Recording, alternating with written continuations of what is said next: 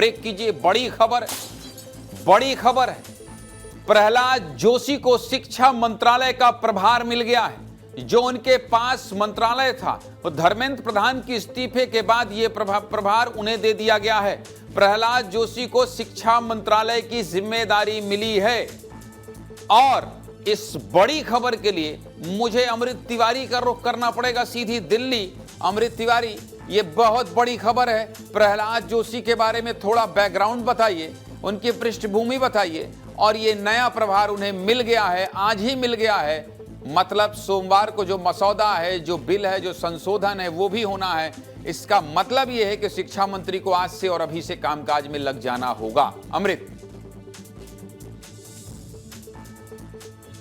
ज्ञानेंद्र जी, देखिए, प्रहलाद जोशी भारतीय जनता पार्टी नहीं बल्कि पूरे अगर देखा जाए कि मोदी कुनबे में बहुत ही विश्वसनीय जो है मंत्री के तौर पे देखे जाते हैं, नेता के तौर पे देखे जाते हैं और क्राइसिस रेस्क्यूअर के रूप में देखे जाते हैं। अब जो है उनको यह जो है अतिरिक्त प्रभार दिया गया है और इसके साथ ही जो है अब उनके पास जब यह प्रभार आया है तो ये मान के चलिए कि जो एक एजेंडा बन रहा है कि शिक्षा में सुधार को लेकर के, जैसे कि सीजेपी ने भी जो अपने 5 जो है प्रस्ताव रखे हैं कि उनको शिक्षा सुधार में शामिल किया जाए, उसके अलावा सरकार की जो कैबिनेट की बैठक हुई थी उसमें उन सुझावों के ऊपर भी गौर किया जाएगा। बीते 24 घंटे की मैं बात करूं तो प्रहलाद जोशी जो है कल भी जो है उनकी जो है बैठक गृह मंत्री अमित शाह के साथ हुई थी और ये हालांकि उस समय किसी को ये जानकारी नहीं थी, लेकिन ये अंदाजा लगाया था कि जो कैबिनेट में बैठक चल रही है शायद मसौदा बनाने को लेकर के, तो मसौदा बनाने में भी प्रहलाद जोशी की अहम भूमिका रही थी। तो अब ये चल रहा है कि अब ये चूंकि शिक्षा मंत्री का इनको प्रभार दिया जा रहा है,